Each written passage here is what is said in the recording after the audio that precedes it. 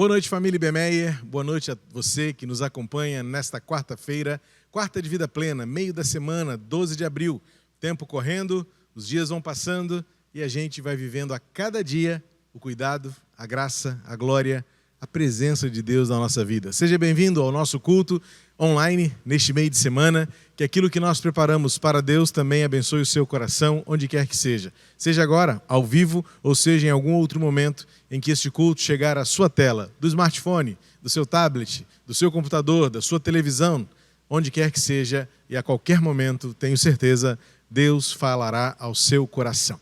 Que Deus seja engrandecido neste dia que está terminando, neste momento em que nos reunimos em torno desta transmissão para cultuar, para compartilhar, para orar, para ouvir Deus falar conosco. E sim, que nesta noite Deus fale com você mais uma vez. Vamos louvar ao Senhor? O ministro Diogo está conosco e vai nos ministrar no louvor e na adoração. Antes, porém, quero deixar com você um texto bíblico. O Salmo 19, versículos iniciais, diz assim: os céus proclamam a glória de Deus e o firmamento anuncia as obras das suas mãos.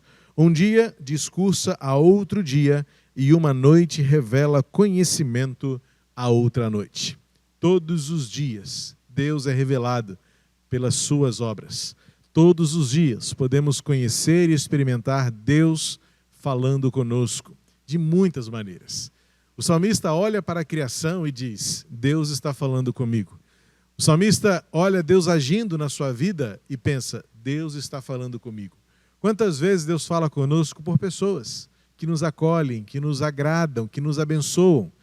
Mas Deus fala conosco, acima de tudo isso, por meio de Jesus Cristo, a revelação plena do nosso Pai Celestial. Portanto, nesta noite, olha aí, a cabeça mal funcionando, né? Mas chega nessa hora, na correria, a gente já confunde até o horário. Nesta noite, você vai celebrar conosco a santidade de Deus, a sua bondade, as suas obras reveladas pelas suas amorosas mãos. Ainda no impacto de tudo que vivemos no último fim de semana de Páscoa, a música presente na nossa igreja, o povo reunido, cantando, louvando ao Senhor, celebrando a ressurreição de Jesus, e agora, no meio da semana, declarando que Deus é bom e a sua glória e o seu amor duram para sempre. Que Deus seja engrandecido na minha vida, na sua vida. Que Deus seja engrandecido na nossa comunhão, mesmo longe dos olhos, que o nosso coração esteja sempre perto. Senhor, em nome de Jesus, fala conosco mais uma vez. Que a Tua palavra nos instrua, nos apacente, nos fortaleça e que nos prepare para o restante da semana, quando ainda teremos muitas experiências com o Senhor. Guia-nos, guarda-nos em todo o caminho, pois só Tu és Deus, só Tu és santo, incomparável Senhor, em nome de Jesus. Amém e amém. Vamos louvar ao Senhor.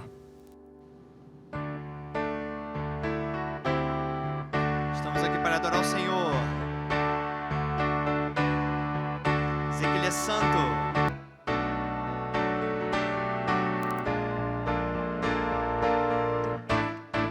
Santo, santo, santo, santo, santo, santo, santo, santo é o Senhor, poderoso,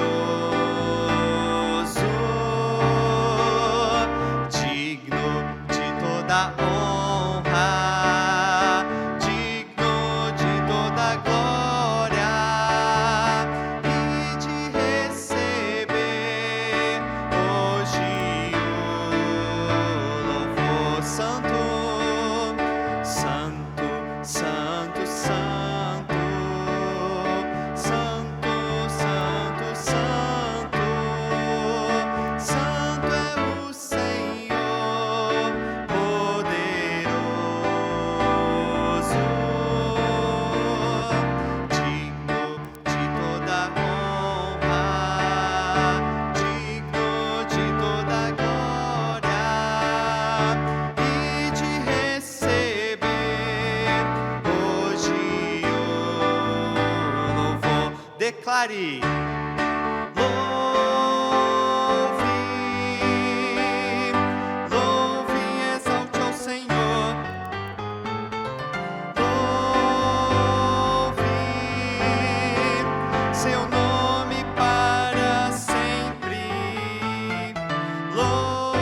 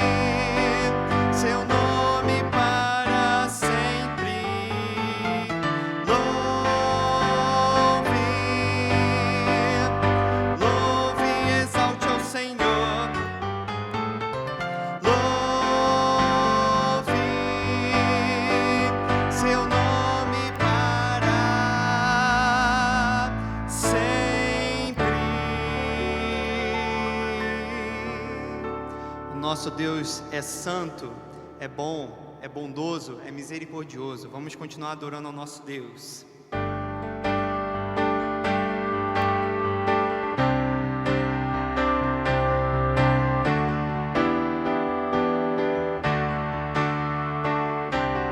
Declare ao Senhor: eu te busco, te procuro, ó Deus. No silêncio tu estás. Eu te busco, toda hora espero em ti. Revela-te a mim, conhecer-te eu quero mais. Senhor, te quero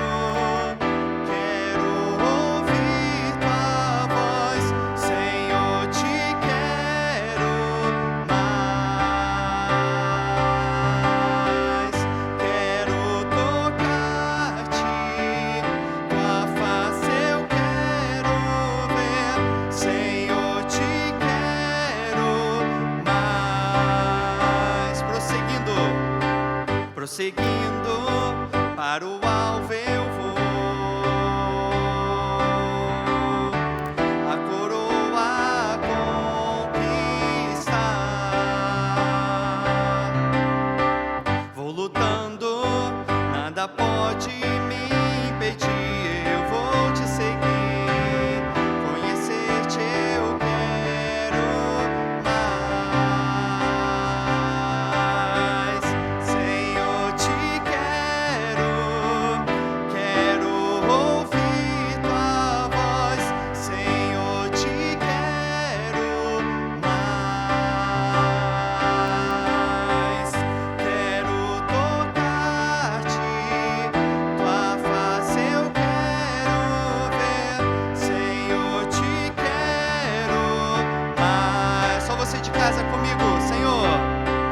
Senhor, te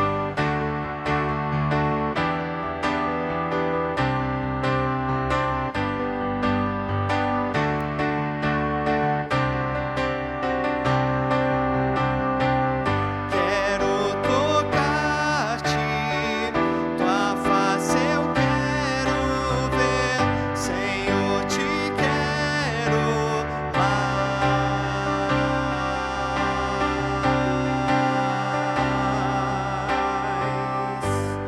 Te queremos, Senhor, mais e mais em nossos corações. Amém, aleluia.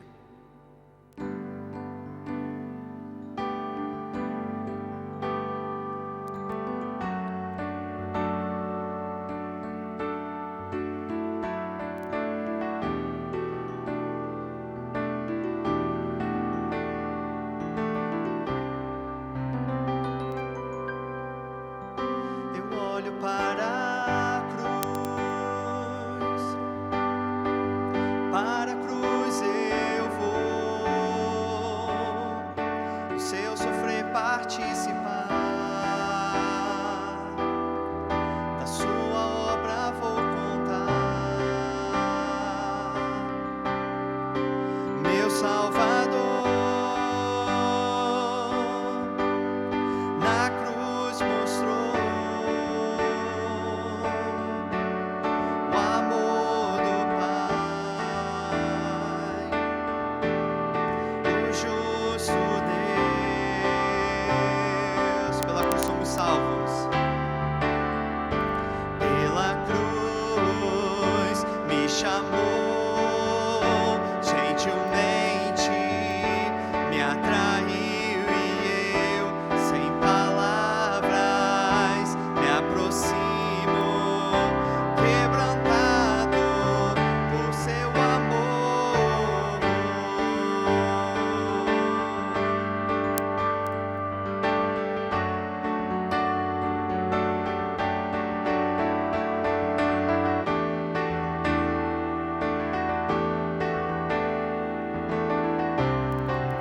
Merecida a vida, de graça recebi por sua cruz.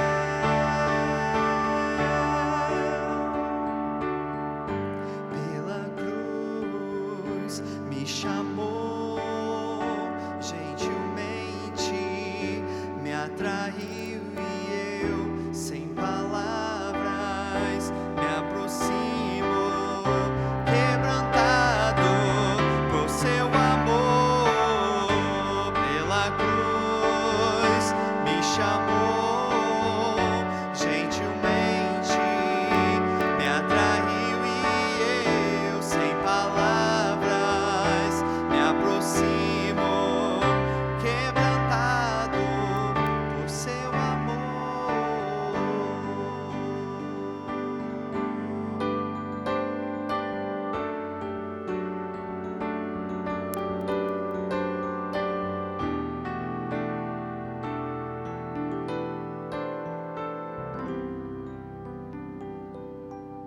Que amor incomparável.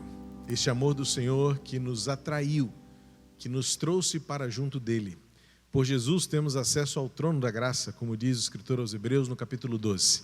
É por Jesus que temos acesso. Na verdade, o único acesso que podemos chegar ao eterno, Jesus Cristo. E a gente olha para a cruz. Como celebramos no último fim de semana, por meio da ressurreição, olhamos para a cruz em perspectiva de esperança. Porque a cruz para nós não é morte, a cruz é vida, a cruz é recomeço. E a sepultura vazia consolidou o poder de Deus acima de toda força, acima de qualquer autoridade humana. Deus é vencedor por Jesus Cristo, que triunfou sobre a morte.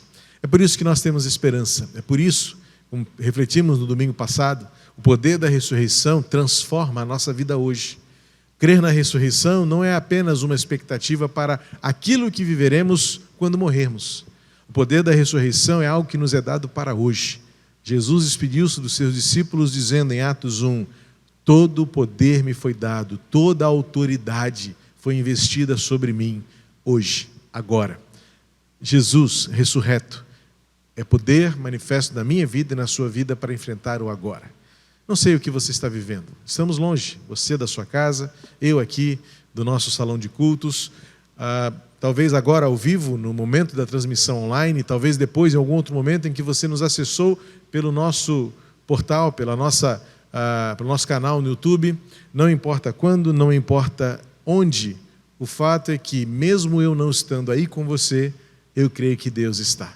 O Deus eterno, que em qualquer momento, em qualquer lugar, age em nosso favor. Quero convidar você nesta hora a colocar diante de Deus aquilo que para você hoje representa fim, aquilo que parece ser o término, aquilo que dá a você pouca perspectiva, nenhuma esperança. Quando olhamos para o futuro, não temos expectativa. É para isso o poder da ressurreição.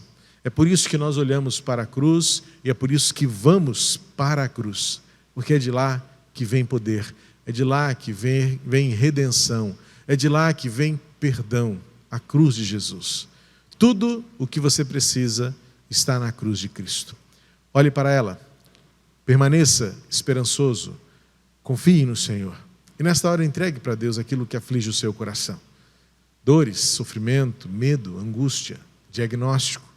Não são poucas as razões que nós temos para pensar que não conseguiremos.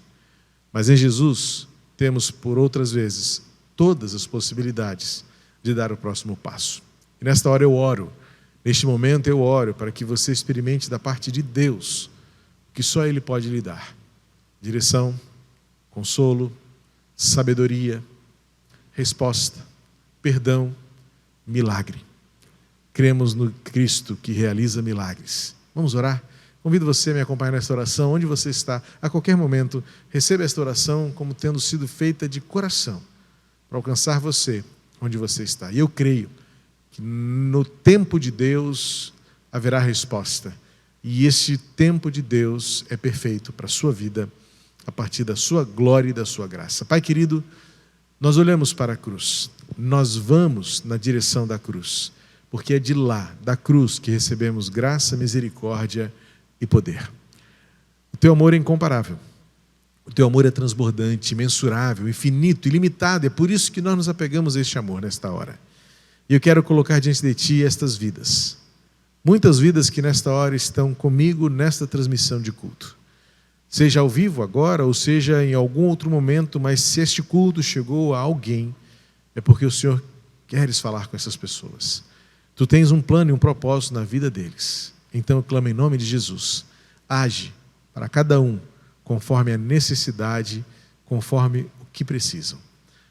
Não é possível para mim saber, conhecer, e eu nem preciso, mas tu podes, e tu sabes o que cada um precisa, a porção exata de necessidade, alívio, renovo, conforto, consolo, em nome de Jesus, que nesta hora esta oração esteja alcançando, movendo no coração de cada um esperança, recomeço, paz.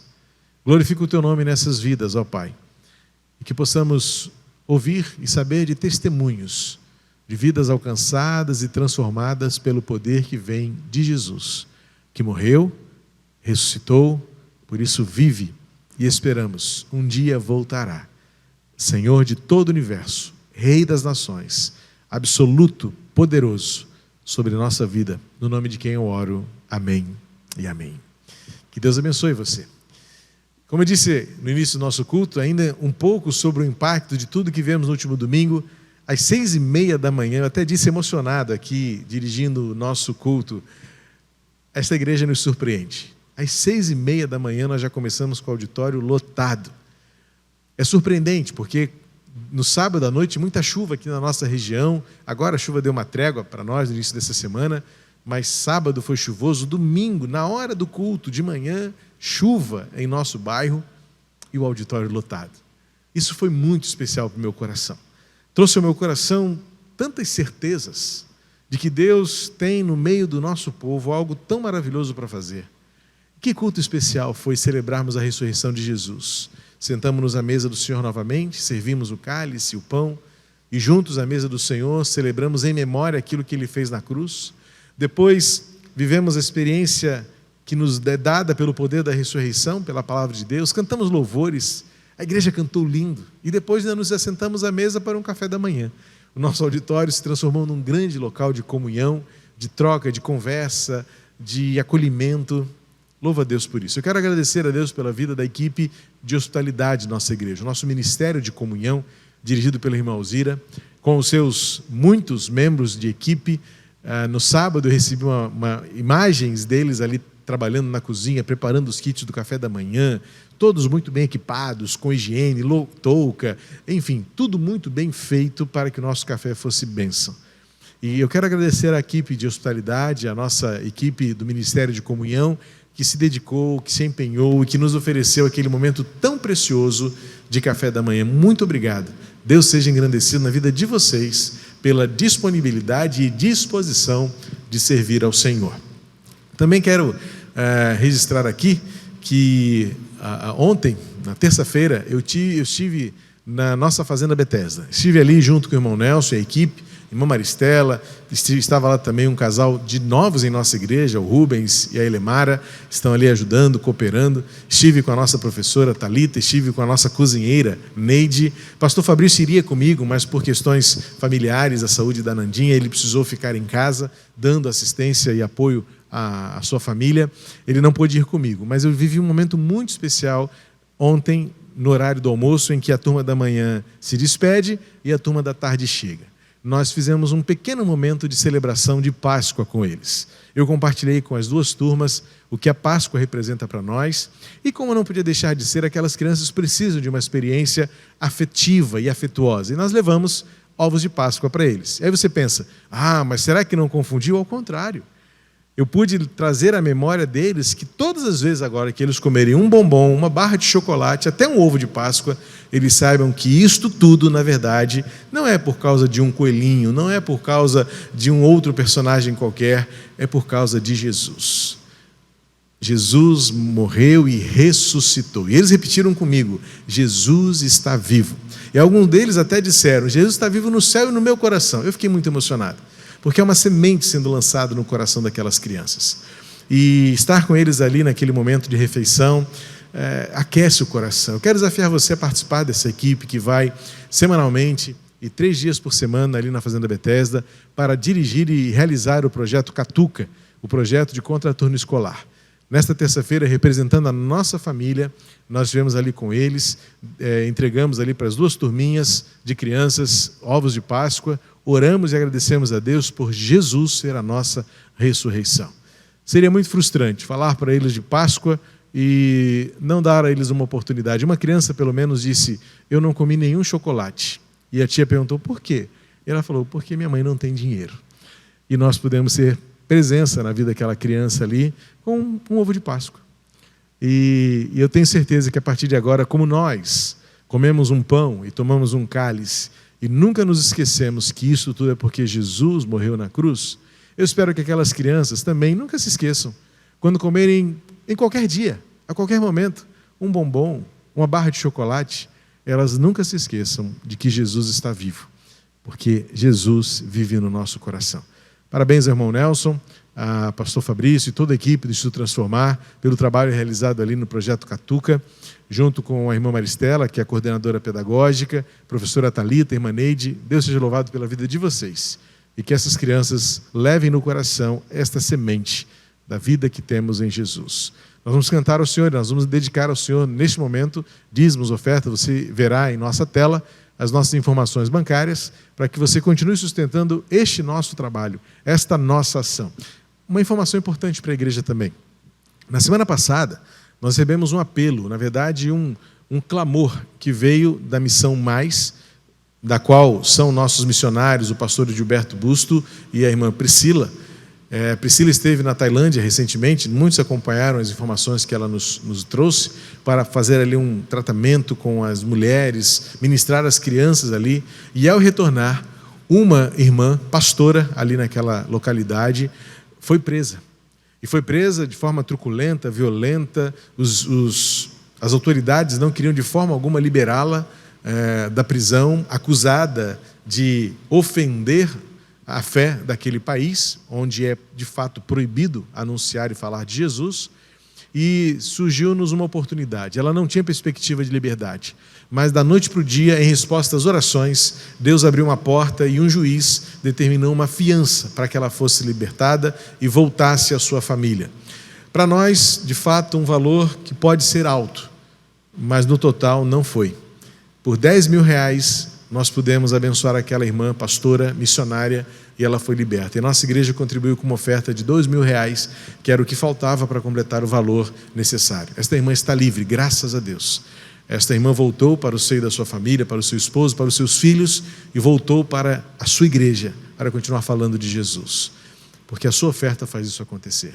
É a sua generosidade que nos permite ir tão longe quanto for preciso ir para falar de Jesus. Nós vamos louvar o Senhor mais uma vez. O ministro Diogo estará nos conduzindo neste belíssimo hino que fala da rude cruz, esta cruz que se erigiu e dela tivemos liberdade e vida. Que esta cruz continue nos guiando, nos direcionando em todo o caminho. Vamos louvar ao Senhor e enquanto louvamos, lembre-se, sustente a obra que Deus realiza por meio da sua igreja neste lugar até os confins da terra.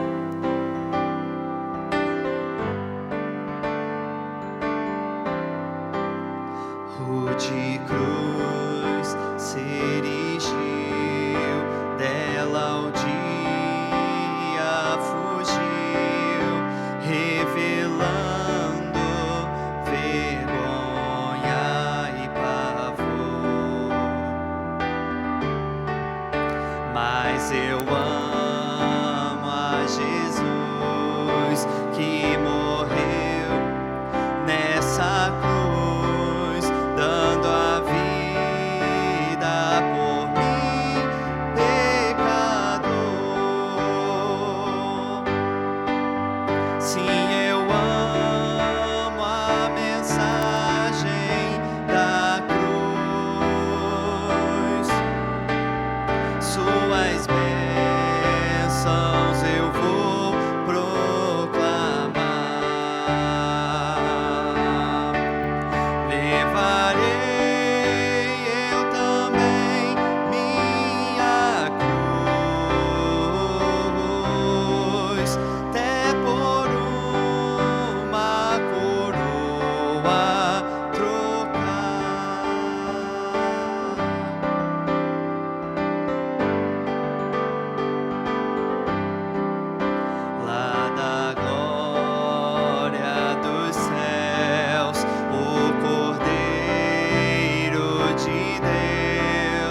ao Calvário humilhante baixou.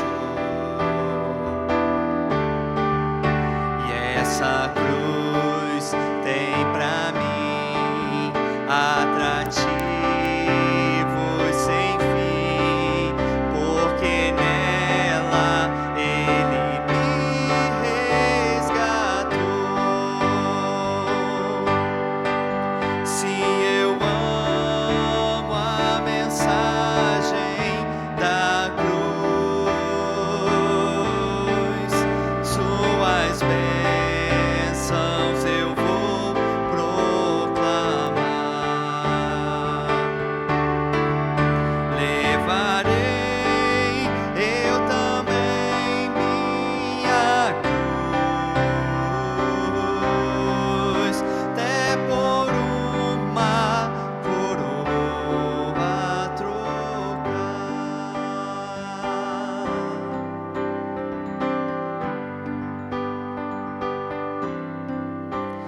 Eu aqui com Jesus, a vergonha da cruz, quero sempre levar e sofrer. Ele vem me buscar e com Ele no lar, sua glória pra sempre vou ter. Declare. Se eu amo a mensagem da cruz, suas bênçãos eu vou proclamar. Levarei eu também minha cruz, até por uma coroa trocar. Até por uma coroa trocar. Até por uma coroa trocar.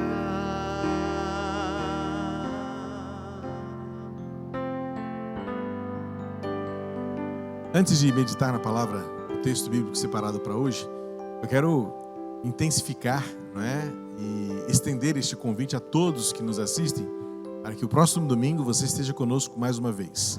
Mês de abril, por ser o mês em que celebramos a Páscoa, nós estendemos as celebrações de Páscoa por todo o mês de abril, e domingo que vem, pela manhã, teremos aqui a presença, a participação do nosso querido Corozana, apresentando um musical em memória.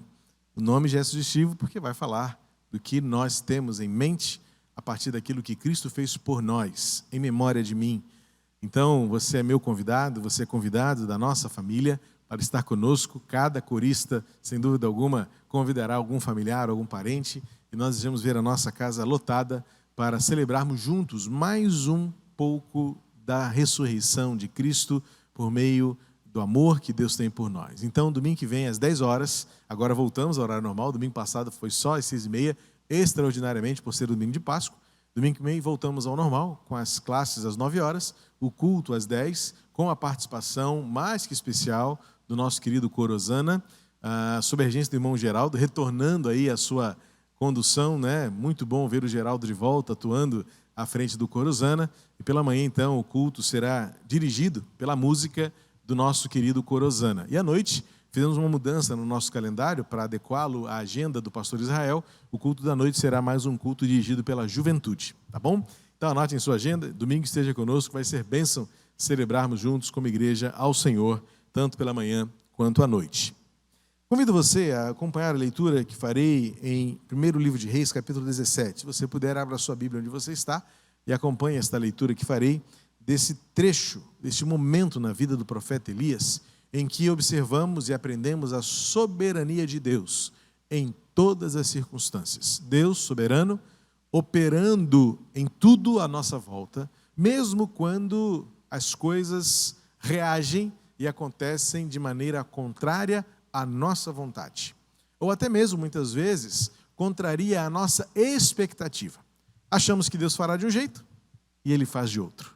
Então, há momentos em que precisamos aprender quando as coisas acontecem contrárias à nossa vontade. Diz assim, então, primeiro livro de Reis, capítulo 17, nós vamos ler o versículo 1 ao 9. Na verdade, a história é mais longa, mas eu vou deixar para continuar essa história na semana que vem. Combinado? A gente vai hoje ler do 1 ao 9 e na semana que vem eu recomeço, voltando ao versículo 8 para fazer essa intercessão e vamos ver como esta história termina. Deus, na sua soberania, cuidando dos seus. Diz assim, 1 de Reis, capítulo 17. Então Elias, o tesbita, dos moradores de Gileade, disse a Acabe: tão certo como vive o Senhor, Deus de Israel, a quem eu sirvo, não haverá orvalho nem chuva nos próximos anos, a não ser quando eu disser, diz o Senhor.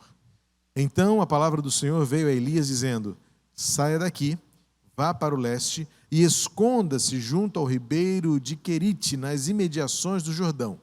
Você beberá água do ribeiro, e eu ordenei aos corvos que sustentem você naquele lugar. Elias foi e fez segundo a palavra do Senhor. Retirou-se e ficou morando junto ao ribeiro de Querite, nas imediações do Jordão. Os corvos lhe traziam pão e carne pela manhã, bem como pão e carne ao anoitecer, e ele bebia a água do ribeiro. Mas, passado alguns dias, o ribeiro secou, porque não chovia sobre a terra. Então a palavra do Senhor veio a Elias dizendo: levante-se e vá a Sarepta, que pertence a Sidom, e fique por lá. Ali ordenei a uma viúva que dê comida para você. Há algo presente nesse texto que me fascina. Deus soberano governa todas as coisas. Você percebe que o protagonista desta história não é Elias. A gente pode até dizer que Elias aparece como o personagem principal, mas eu diria que o protagonista, ou seja, aquele personagem presente na história que tem o seu principal papel, não é Elias, não muito menos Acabe, é Deus. Porque do início ao fim, o que o texto vai nos mostrar é que Deus governa tudo. A história de Acabe conhecemos bem. Acabe e Jezabel foram um casal, rei e rainha, os piores. Os piores que a história bíblica conheceu. Os piores que a humanidade já pôde ver. Talvez numa figura mais relativa aos nossos tempos, alguém tão vil, tão iníquo, quanto ditadores e assassinos, homicidas dos nossos tempos. A história recente, por exemplo, traz-nos o personagem real, o governante Hitler, que ceifou centenas de milhares de judeus e tantas outras atrocidades cometidas sob a sua autoridade. Nos tempos de Elias, Acabe e Jezabel eram tão ruins que o livro de Apocalipse, quando a visão que João tem da eternidade, Deus se refere ao diabo igualando a Jezabel. Chama o trono do trono de Jezabel, trono de iniquidade, trono de morte. Ou seja, Jezabel torna-se uma figura na história tão inesquecível pela sua maldade, que até no livro de Apocalipse ela é citada como uma referência ao mal. Esse texto vai nos mostrar que Deus governa acima de todo e qualquer governante terreno. Governa sobre a vida de Acabe e Jezabel, governa sobre a vida de Elias, governa sobre a criação, porque nesse texto vemos os corvos submetendo-se à ordem de Deus. O texto diz que ele ordenou aos corvos. Depois, quando termina o trecho que lemos, Elias recebe uma ordem de ir até uma cidade chamada Sarepta, ali conhece uma viúva, e Deus diz: eu ordenei a ela que dê comida para você. A história depois continua, é surpreendente a história desta viúva, vamos deixar para a semana que vem. Mas o que eu quero chamar a atenção é que talvez Acabe e Jezabel pensassem estar no controle. Talvez eles pensassem que o domínio daquele tempo era deles. Mas o que Elias traz a eles? Uma palavra do Senhor: não haverá chuva enquanto eu não determinar que chova novamente. Meu querido, há coisas que nós não conseguimos gerir. Olhe para os céus, veja os astros, olhe para o seu relógio e veja que controle você tem.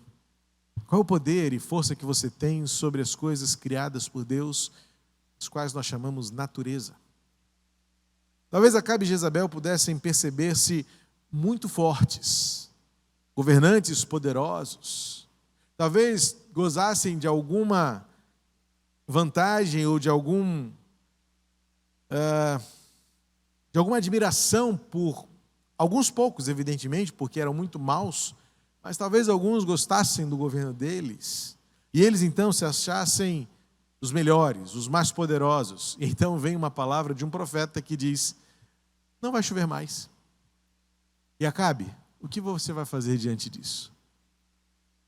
Que governante você conhece que tem domínio acima daquilo que lhe foi conferido pelas leis de um país, pelas autoridades que lhe conferiram aquele poder e aquela força? Não. Não há governante que controle o volume das chuvas. Ele precisa fazer obras para cuidar do seu povo, da sua população, mas ele não consegue controlar quando chove e quando não chove. Não há governante, não há rei que determine o tempo da colheita, se chover de mais ou se chover de menos. Porque é uma realidade no universo a qual todos nós estamos sujeitos, submissos, que nós entendemos ser vontade soberana de Deus. Deus é governante acima de Acabe. Deus é governante acima do profeta, mesmo aquele que falava em nome de Deus estava sujeito aos propósitos de Deus, vamos ver isso bem claramente. Deus é governante sobre as coisas criadas e os corvos se submetem a Ele porque fazem o que Ele manda. A viúva, dá só um spoiler, a viúva, não tendo nada para si mesma, nem para o seu filho, a ponto de estarem às vésperas de morte, recebe de Deus uma ordem: alimentem o meu servo. E ela submete a isso, porque Deus governa soberano sobre todas as coisas.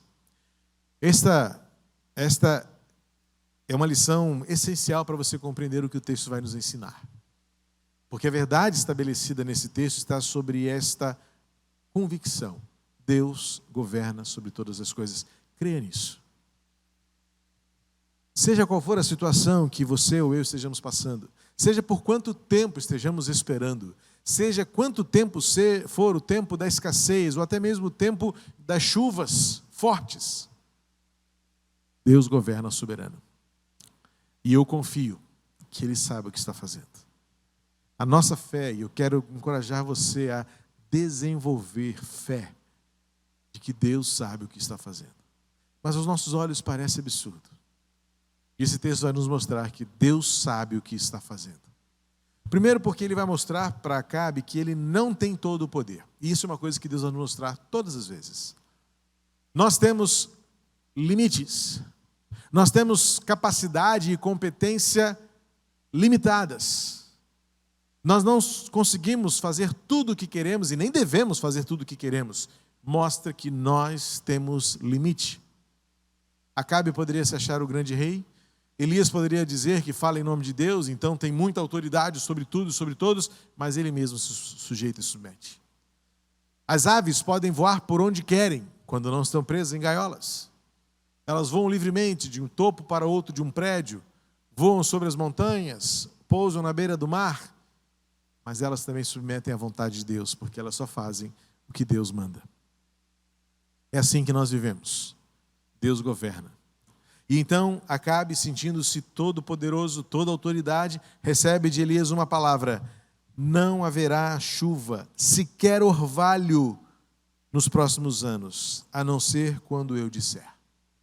Deus está acima de tudo. Eu louvo a Deus por isso, eu glorifico a Deus porque quando tudo aos meus olhos parece ir muito mal, como certamente Elias olhava para aquela situação do seu povo e um péssimo governante no palácio, uma mulher iníqua, um casal que estava maltratando o povo, que, diz o texto, só fazia o que era mal aos olhos do Senhor, Elias poderia dizer e desejar qualquer coisa de ruim, mas Elias se submete a Deus e apenas leva a palavra de Deus, e Acabe e Jezabel precisam aprender. Não, Deus está acima de vocês. Elias, então, parte para uma jornada de confiança em Deus, mesmo quando as coisas à sua volta parecem desmoronar. O texto do versículo 3 vai dizer que Deus diz a Elias: saia daqui e vá para o leste, esconda-se junto ao ribeiro de Querite, nas imediações de Jordão. A história de Elias é bem conhecida porque nós sabemos que Acabe e Jezabel direcionaram um ódio mortal contra Elias. A ponto do capítulo 19, ele desejar a morte, cansado de fugir, cansado de se esconder, mas Deus trata, Deus traz de volta, Deus restaura a vida de Elias, a ponto de Elias levar a cabo até o final o seu ministério e ter sido elevado aos céus, desaparecido dos olhos dos seus seguidores, discípulos. E Eliseu o viu subir no redemoinho, elevado aos céus. Nunca mais se viu Elias. Somente depois, lá no Monte da Transfiguração, ele foi visto novamente diante de Jesus, o Senhor. Elias poderia ter desistido, mas Elias escolheu obedecer. Evidentemente que há uma humanidade em Elias presente, que no capítulo 19 vamos observar Elias tentando desistir, mas Deus não permite, Deus cuida, Deus guarda, Deus restaura, e Elias leva até o fim o seu propósito, a sua vida. Meu amado, minha amada, quando eu olho para a vida de Elias, eu me renovo em encorajamento, porque muitas vezes eu sou como Elias. Mas eu preciso primeiro começar onde Elias começou, obedecendo à voz de Deus. Parece uma situação improvável, esconder-se, mas Deus estava dando a Elias provisão, enquanto todos os outros veriam um tempo de escassez. Porque a palavra de Deus a Elias diz: Elias, vá e fique junto ao ribeiro, e ali você será alimentado. O ribeiro de Querite dará a você água, e os corvos lhe trarão pão e carne de manhã, pão e carne à noite. Deus cuida, Deus sustenta, Deus dá. Não deu de forma a tornar Elias farto, rico, sobejante, mas deu a Elias o suficiente para ele sobreviver ao tempo de escassez, ao tempo de seca. Deus dá. Deus continua soberano. E o texto vai dizer no versículo 5 e 6 que Deus cumpriu e alimentou Elias com pão e carne dada e trazida pelo corvo e água do ribeiro.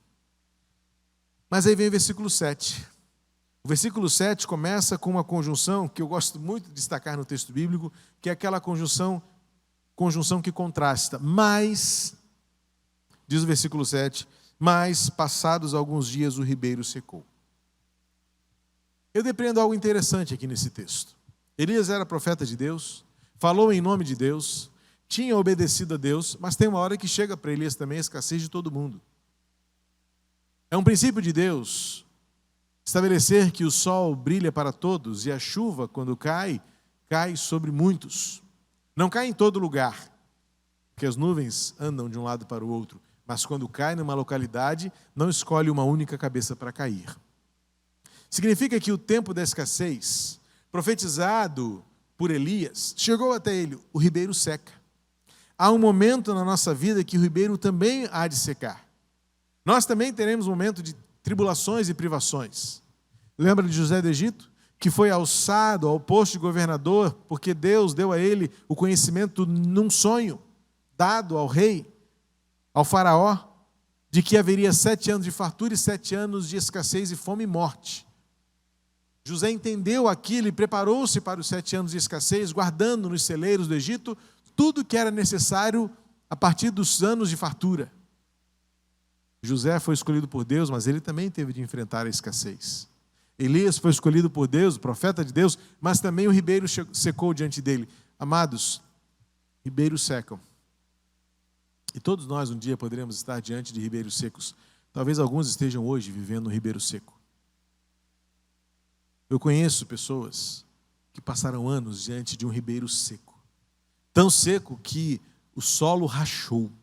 Como racha o solo em terrenos áridos, como muitas vezes no sertão nordestino, eu vi isso com os meus próprios olhos. Onde um dia houve água, agora não há mais, o solo racha. Ribeiros secam, mas ribeiros secos não mudam quem Deus é. Guarde isso no seu coração. Ribeiros secos não mudam quem Deus é. É o mesmo Deus que determinou que a chuva parasse. Foi Deus que disse que a chuva pararia. E como Deus é perfeito, como Deus é justo e como Deus é íntegro em tudo que faz, se a chuva parou, as leis que regem o universo, elas deveriam se cumprir. Então, um dia aquele ribeiro também iria secar-se. Mas o tempo da seca não muda quem Deus é. Porque logo depois do versículo 8, diz assim: então a palavra do Senhor veio a Elias. Pense comigo. Ribeiros secos. Elias agora, na iminência de viver o tempo da aridez, da escassez, da necessidade, vem a palavra do Senhor. O ribeiro secou porque Deus mandou secar. Ribeiros secos não mudam quem Deus é, porque os ribeiros secaram porque Deus tinha um propósito nisso. Não porque Deus seja sádico, mau, não. É porque Ele tem um propósito. Ele queria mostrar a sua glória, o seu poder em meio a riachos secos. Querido, querida, Deus pode estar permitindo que você esteja vivendo diante ou à beira de um riacho que secou. Mas não se desespere. É um tempo de Deus mostrar a glória e mostrar-se presente na sua vida, porque ribeiros secos não impedem Deus de continuar falando. Então, ouça o que Deus tem para lhe dizer. O versículo 8 declara, interrompe a seca do ribeiro, dizendo: então veio a palavra do Senhor. Ribeiros que secam não impedem Deus de continuar falando. O seu ribeiro que está seco não é razão para não ouvir a voz de Deus, para não buscar o que Deus tem para lhe dizer. Ribeiros secos não mudam quem Deus é e não calam a voz de Deus. Temos na história bíblica aqueles quase 400 anos, chamado de período interbíblico, que foi o tempo em que o Antigo Testamento terminou de ser registrado até que viesse o Novo Testamento, na dispensação da graça, quando os anjos inauguram este novo tempo anunciando que Cristo nasceu. 400 anos. Na teologia bíblica isso é compreendido como o tempo do silêncio de Deus. Mas Deus não deixou de agir. A história mostra que Deus continuou guardando o povo. E um detalhe na história, por exemplo, a revolta dos Macabeus, que era um povo no meio do judeu, né, uma linhagem. Os Macabeus enfrentam a opressão, o cativeiro e libertam o povo, para depois, evidentemente, o povo agora ser dominado pelos romanos, quando então vem a dispensação da graça e o nascimento de Jesus, debaixo do império de César Augusto, imperador romano. Mas muitas vezes, não sei na sua Bíblia se ainda tem, mas antigamente tínhamos na Bíblia, entre o Antigo e o Novo Testamento, 4 páginas. Eu me lembro bem, no meu aprendizado bíblico, que me ensinaram que aquilo era o tempo do silêncio de Deus. E eu entendi errado, porque Deus não fica em silêncio. Ou melhor, o silêncio de Deus não significa a sua inércia. Deus não está inoperante. O riacho secou, mas Deus continua ativo, presente, porque é diante de um riacho seco que Elias ouve a voz de Deus. Então, meu amado, minha amada, abra os seus ouvidos, abra o seu coração, abra os seus olhos e perceba, Deus está presente, Ele fala com você à beira de um riacho seco. Seja qual for o riacho seco que você está enfrentando.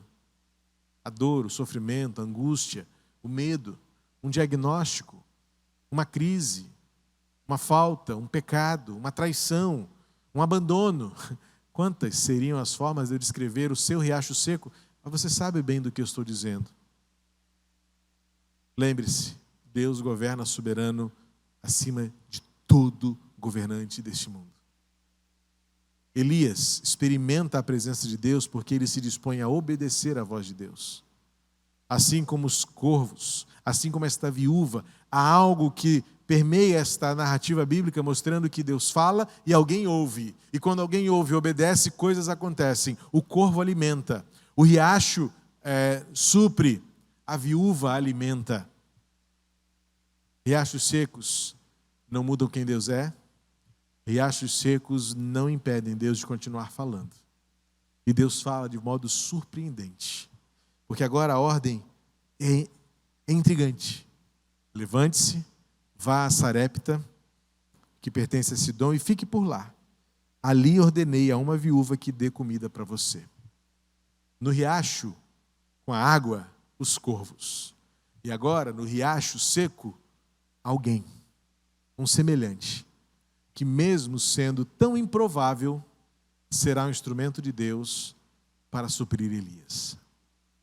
Nesta noite eu quero desafiar você a aguardar o tempo em que Deus dirá para você: levante-se e vá. E quando Deus disser, obedeça.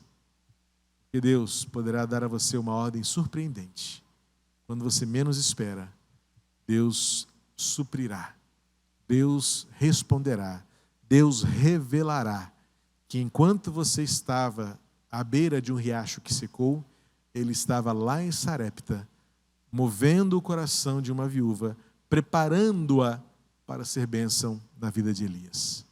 Há algo que Deus está fazendo, preparando para revelar para você o amor, a glória e o cuidado dEle. Pai querido, em nome de Jesus, que esta palavra encontre lugar no coração de cada um. Em nome de Jesus, nós também vivamos a confiança de que Tu governas acima de todo homem, de toda autoridade, de todo poder. Senhor, obrigado porque nesta palavra aprendemos e somos lembrados de que Tu estás presente, dirigindo e governando todas as coisas. O universo todo sujeita-se aos Teus pés. Obrigado, Pai, porque somos guiados por Ti, à beira de riachos que nos alimentam por um tempo determinado. Seja pela água, seja pelo pão e pela carne que os corvos trazem, seja de que maneira for, o Senhor nos supre. E ainda que cheguem tempos de riachos secos, nada disso mudará quem Tu és, pois Tu és Deus soberano. E mesmo à beira de riachos que secaram-se ou que estão secos, Tu falas conosco. Que Teu Espírito Santo nos mova na direção da Tua resposta. Obrigado porque enquanto estamos contemplando o riacho que secou, Tu falas conosco. E Tu estás lá em Sarepta, talvez em lugares tão longe, preparando algo, preparando alguém para ser a Tua resposta à nossa dor, ao nosso medo, para o nosso coração. Portanto, Senhor, fala conosco e abençoa-nos em nome de Jesus. Amém. Amém. Que Deus abençoe você, sua casa, sua família, em nome de Jesus. E lembre-se, ainda que riachos sequem, Deus continuará soberano, Ele continuará falando e Ele continuará agindo. Aguarde e veremos Deus se levantar para abençoar a sua vida, em nome de Jesus. Um abraço e até domingo com a igreja reunida aqui em nome de Jesus.